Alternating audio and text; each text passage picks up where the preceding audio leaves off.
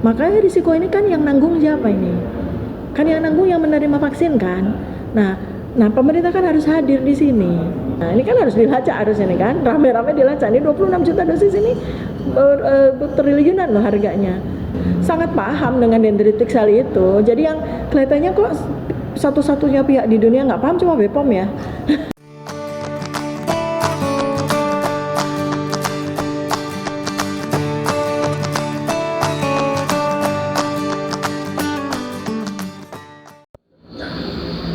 Selamat pagi pemirsa, pada pagi hari ini kita berjumpa dengan Dr. Tifauziah Tiasuma untuk beberapa pertanyaan sehubungan dengan penyebaran pandemi COVID-19. Selamat pagi Dr. Tifauziah Tiasuma. Selamat pagi. Boleh kami menanyakan beberapa hal yang berhubungan dengan pandemi COVID yang belakangan terjadi? Ya, siap insya Allah. Yang bisa saya jawab akan saya jawab. Beberapa waktu yang lalu barusan ini Dr. Lula Kamal menyampaikan sosialisasi yang sehubungan dengan vaksinasi. Dr. Lula mengatakan bahwa orang yang sudah pernah terinfeksi dengan COVID-19 apabila melakukan vaksinasi tanpa harus dilakukan pemeriksaan kemudian disuntik vaksin COVID-19 tidak perlu khawatir dan aman. Menurut Dr. Tifauziah bagaimana tentang hal ini? Ya, sebetulnya vaksinasi itu kan suatu metode yang sudah sangat lama dilakukan oleh dunia. Kurang lebih sudah umurnya sudah 70 tahun. Nah, memang ini yang menarik, yang unik itu adalah vaksin coronavirus ini. Karena vaksin ini adalah vaksin baru dan baru masuk di tahap fase 4 yang kita sebut sebagai pharmacovigilance atau post marketing surveillance, di mana semua fenomena yang terjadi post vaksin atau pasca vaksin itu masih dalam bentuk teoritis, baru bisa dibuktikan di lapangan setelah vaksin ini bertemu dengan berbagai macam karakter manusia dengan katakan profil metabolisme dan kesehatannya.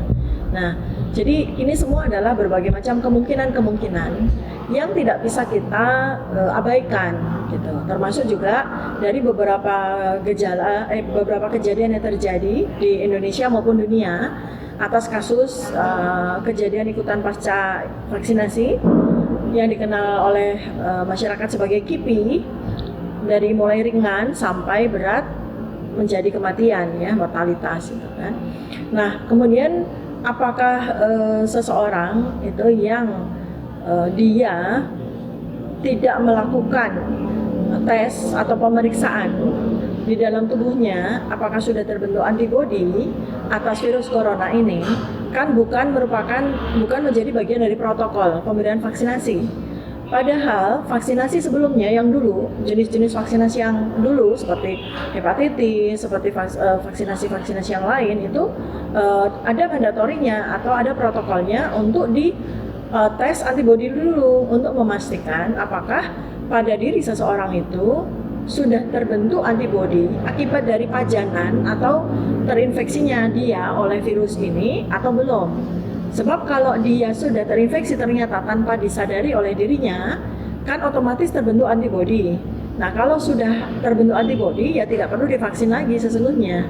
Karena kan menjadi double antibodi kan. Nah, nanti ada yang dikhawatirkan adalah ada suatu reaksi yang kita khawatirkan yang oleh seseorang ilmuwan yang waktu itu disampaikan kemungkinan bisa terjadi yang disebut sebagai ADE, ya.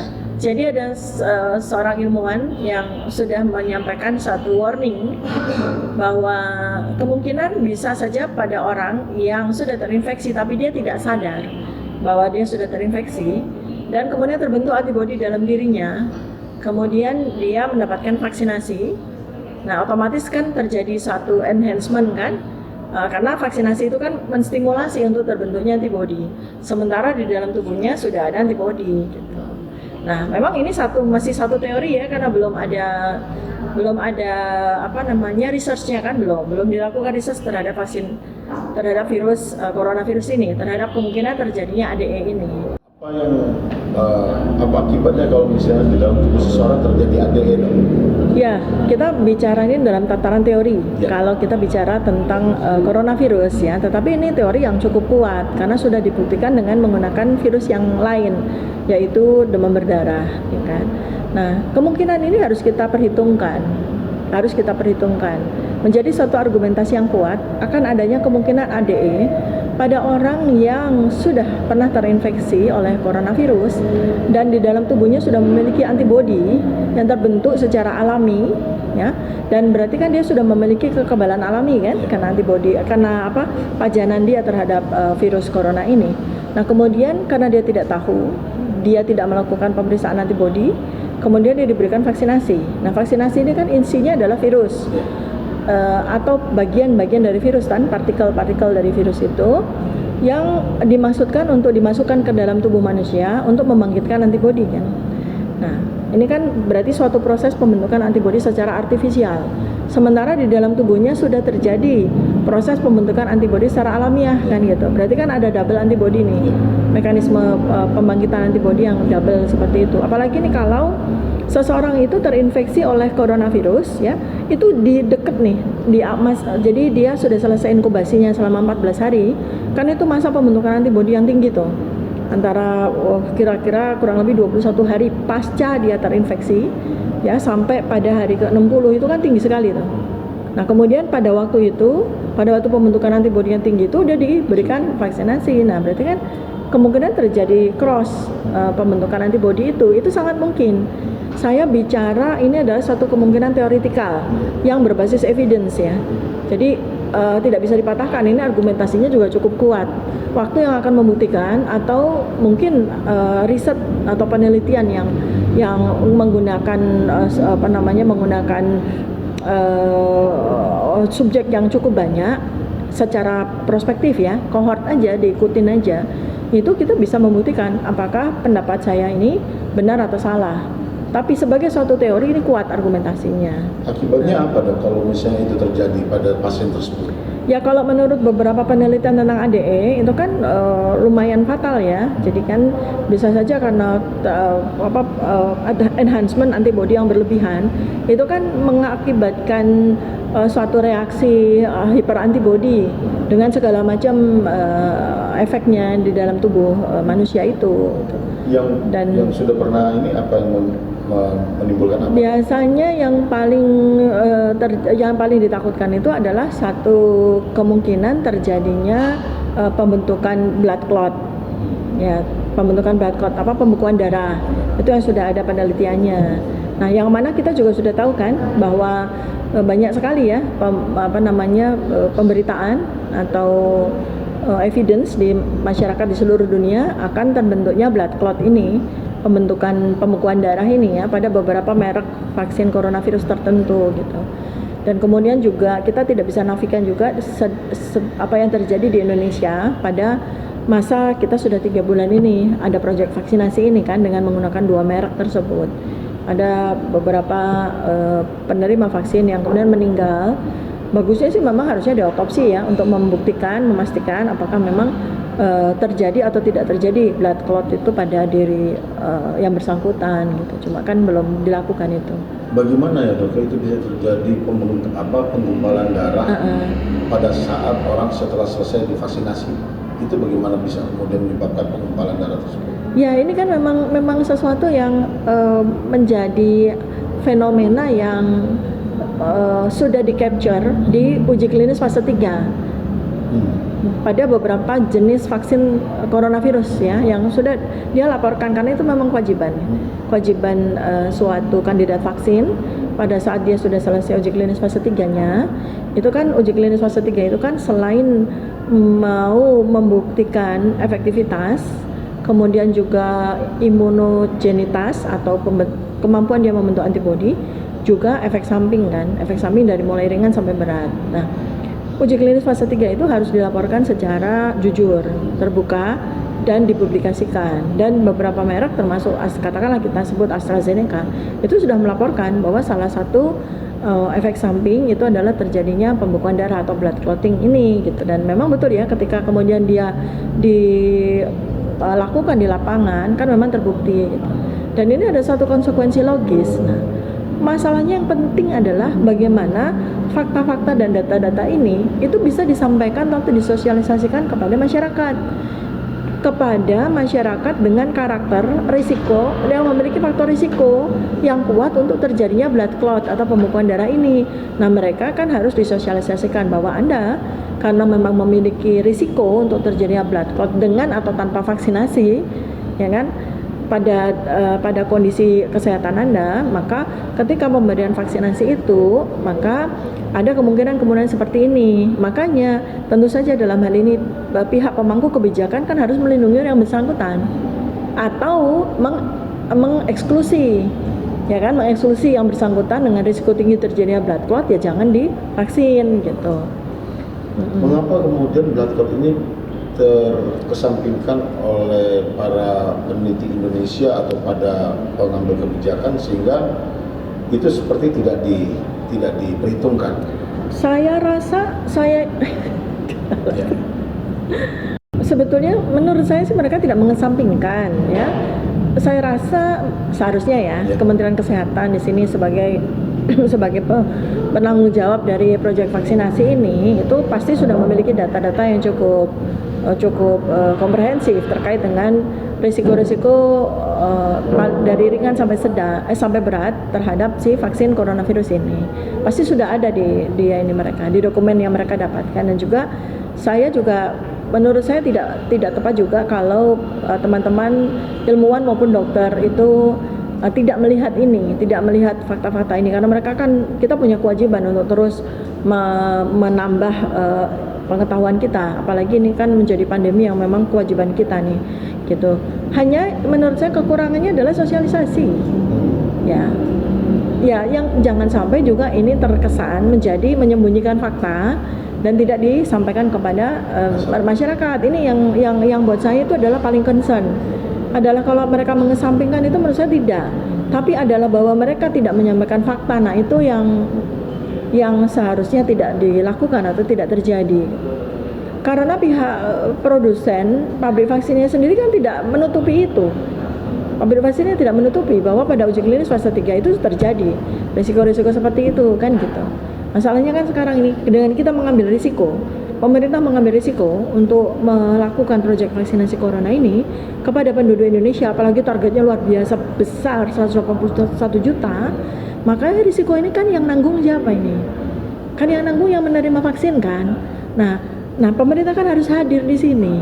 Dari mana mulainya kehadiran pemerintah? Mulai dari memberikan sosialisasi dan informasi yang proper, yang memadai, sehingga setiap rakyat itu memahami bahwa ada risiko-risiko loh. Ada risiko-risiko yang masih saya tanggung. Kemudian yang berikutnya lagi, pemerintah ya harus mempersiapkan, mengantisipasi semua kemungkinan. Jangan membuat satu-satunya antisipasi adalah menolak semua fakta akan terjadinya kasus berat sampai kematian dan selalu dikatakan bahwa itu bukan karena vaksinasi. Padahal produsen vaksinasinya sendiri sudah menyampaikan itu sebagai fakta. Nah, itu. Dok, yang terakhir ini kan adalah pemerintah khawatir sekali dengan kekurangan vaksin impor yang bisa dipakai di Indonesia. Salah satu jalannya adalah dengan mendorong mempercepat produksi vaksin yang dibikin oleh Indonesia sendiri. Menurut dokter sendiri bagaimana tentang hal ini? Ya, satu menurut saya adalah sebetulnya terlambat dari sisi waktu, ya.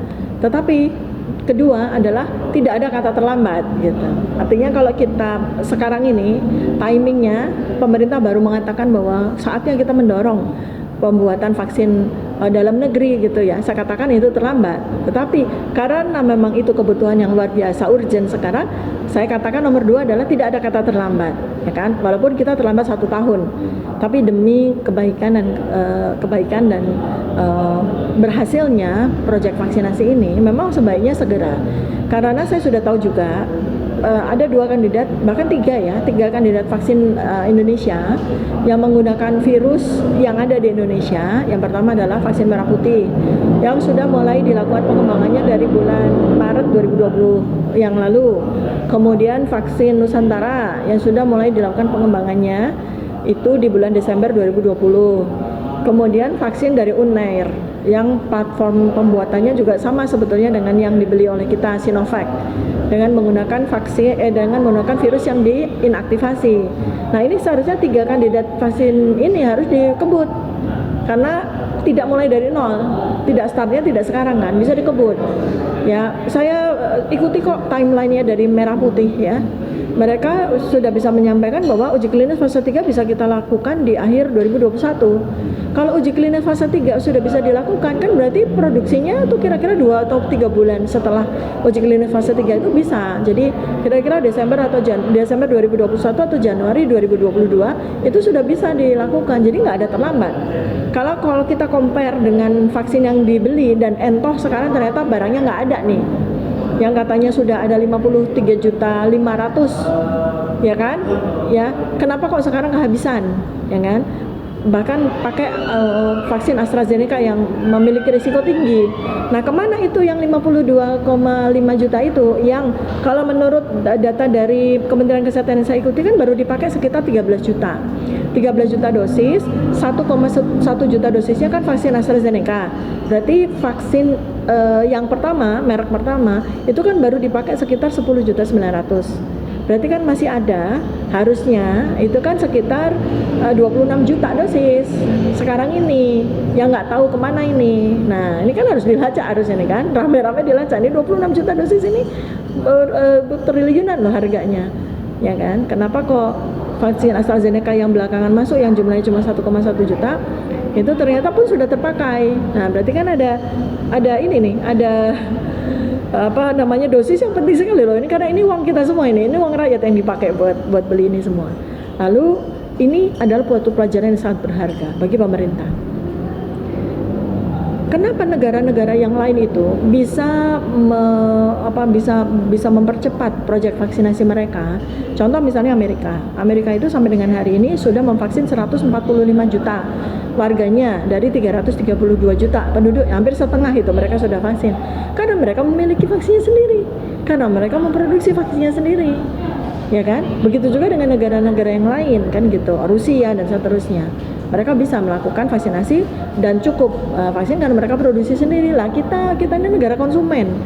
Kenapa dengan segala resources yang ada, sumber daya yang ada, kenapa nggak dari dulu kita bikin? Dan kemudian pemerintah mendorong. Kan nggak perlu harus pakai uang pemerintah. Mungkin kalau kendalanya adalah soal dana.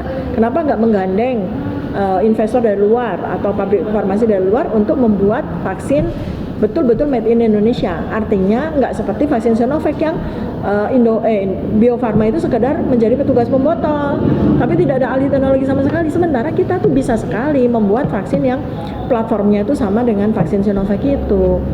Bio Farma itu kan sudah ratusan tahun umurnya, dari tahun 1900 Bio Farma itu ada, kemudian menjadi produsen vaksin yang terbesar di dunia, termasuk terbesar di dunia untuk vaksin-vaksin yang platformnya virus inaktif loh.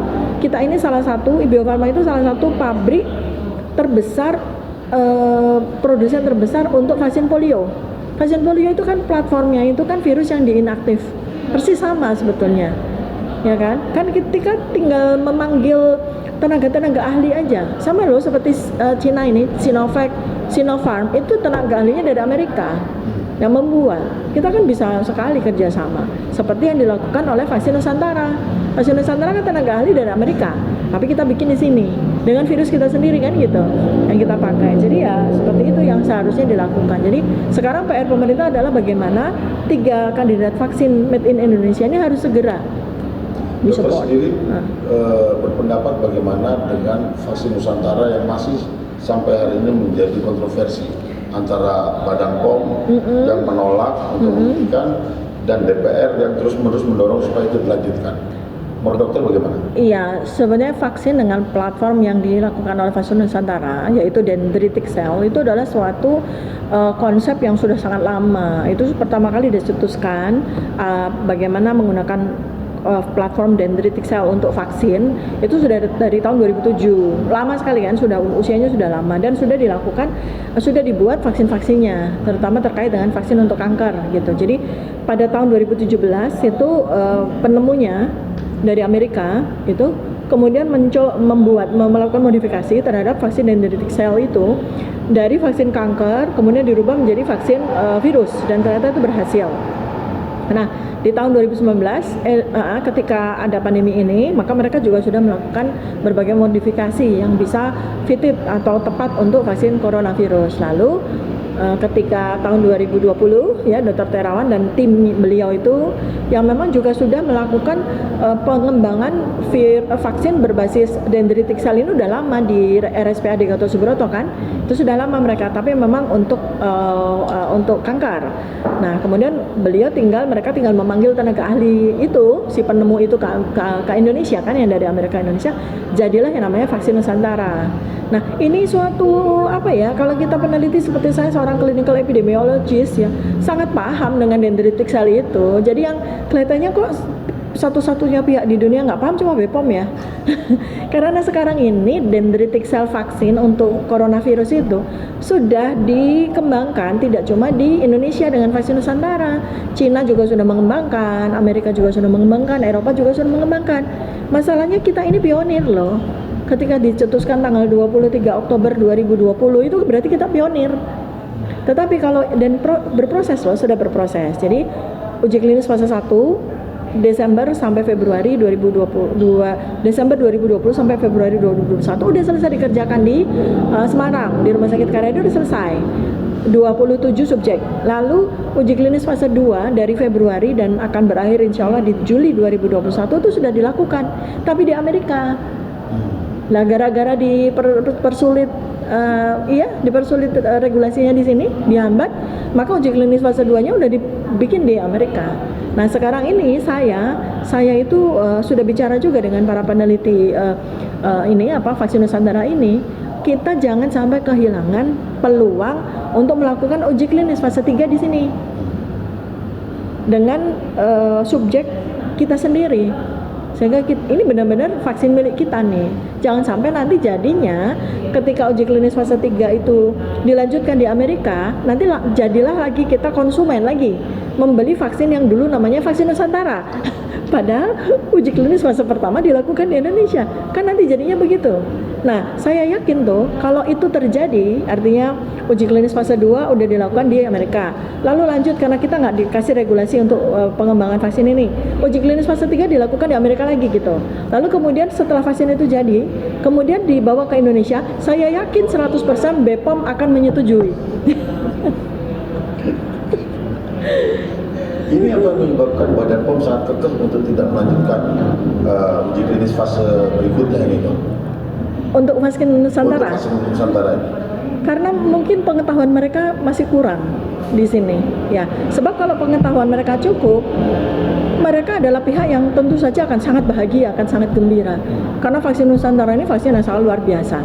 Kenapa? Karena vaksin Nusantara ini platformnya itu bukan sesungguhnya nanti kalau udah jadi, bukan hanya untuk vaksin coronavirus aja, tapi dengan beberapa modifikasi, bahkan virus atau kuman-kuman yang lain pun bisa kita buat dengan katakanlah begitu teknologi ini bisa mewujud ya. Itu gampang sekali bikin vaksin-vaksin untuk virus-virus yang lain. Ada yang mengeluhkan bahwa penggunaannya itu prosesnya cukup lama, Dok. Kira-kira bagaimana proses penggunaan vaksin tersebut? Vaksin genetik itu. Itu kan hanya soal pengetahuan yang belum cukup lengkap ya tentang ini. Kan sebenarnya sangat-sangat menarik sekali loh dendritic cell itu. Jadi gini, dendritic cell itu konsepnya adalah tubuh manusia, setiap tubuh manusia itu dibikin menjadi pabrik yang dimiliki oleh manusia itu sendiri loh.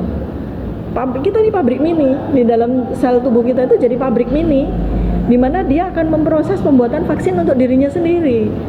Ya memang penjelasannya sangat rumit ya, tetapi saya buat analogi yang sederhana aja.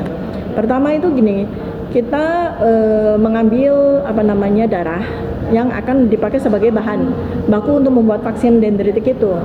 Lalu kemudian darah ini kemudian dengan segala macam dipisah segala macam, lalu kemudian dia diajarkan, diberikan antigen. Antigen itu didapat dari virus kan. Nah, virus-virus ini kan dari Indonesia nih, bukan virus impor dari mana-mana, kan tepat itu.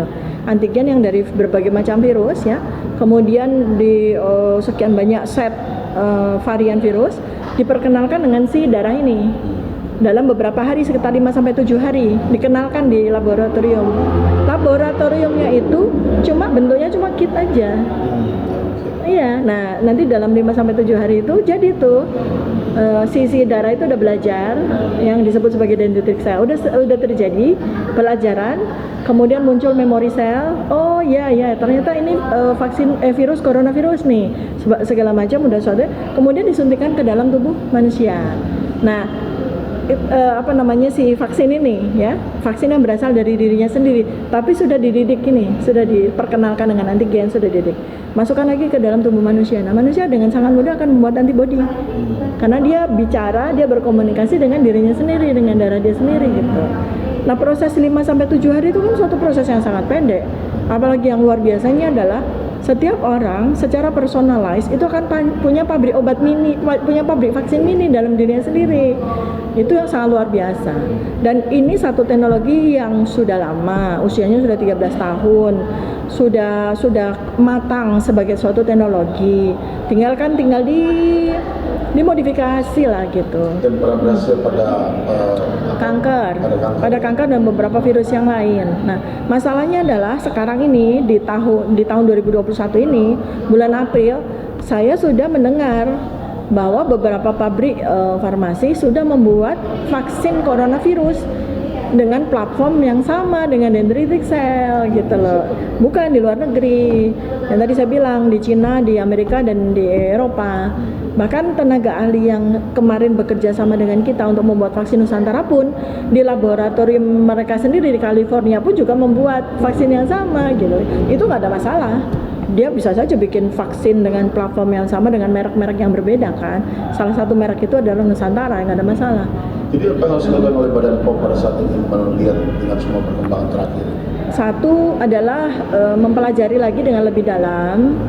Kemudian juga kalau bisa tenaga ahlinya juga dihadirkan supaya BPOM itu paham betul apa sebetulnya yang dilakukan dengan vaksin dendritic cell itu, dan kemudian menghilangkan bias kepentingan lah gitu. Bias kepentingan itu dinetralisir lah oleh BPOM, sehingga mereka harus menjadi suatu badan yang betul-betul independen, tidak terkooptasi atau tidak terpengaruh oleh berbagai macam kepentingan lain. Kita tidak usah berasumsi di sini. Jadi betul-betul dia adalah suatu badan independen, ya kan, seperti itu. Dan di sini nih sama sekali tidak ada urusannya dengan politik loh. Kita bicara ilmiah kok. Kita bicara ilmiah. Dan pada saat dengar pendapat yang saya juga simak di YouTube waktu dengan DPR itu, tenaga ahli ilmuwan dari dendritic cell vaksin Nusantara ini, Pak Dr. Terawan sendiri maupun beberapa peneliti yang melakukan pengerjaan uji klinisnya itu sudah memberikan penjelasan dengan sangat proper. Semestinya itu ditangkap oleh pihak yang datang dari DPR dan BPOM. Nah yang bisa nangkep kok malah DPR, BPOM-nya nggak nangkep nih. Itu kan begitu, karena dia terus saja menolak dengan berbagai macam argumentasi itu patah semua kok. Ini contoh ya, salah satu hal yang kemudian disampaikan pada media. Jadi bahwa titer untuk penggunaan pada saat uji klinis itu titernya berbeda-beda. Ada 3 kelompok kan, loh itu memang seperti itu yang namanya uji klinis fase 1.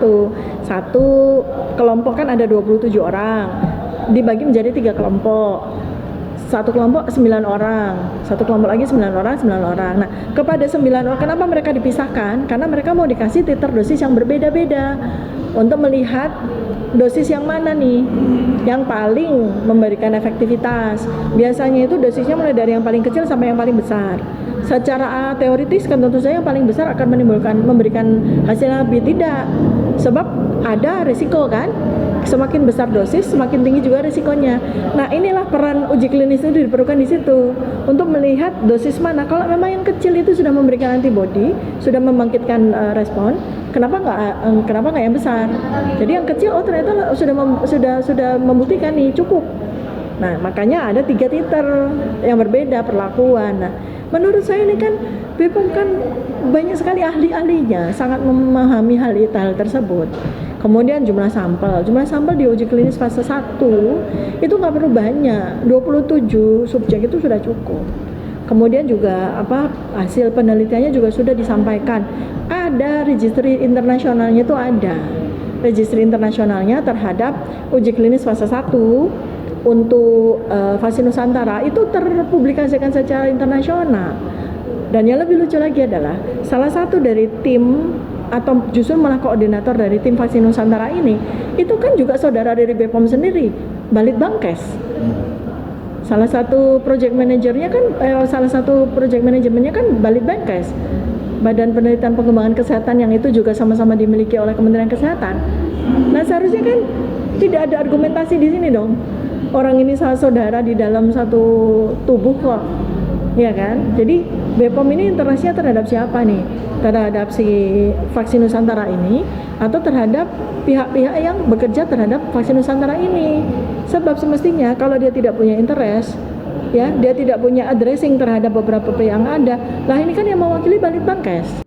Baik Dok, terima kasih untuk kesempatan kali ini. Suatu saat kita membutuhkan penjelasan lagi dari dokter. Ya. Selamat pagi. Selamat pagi, terima kasih banyak.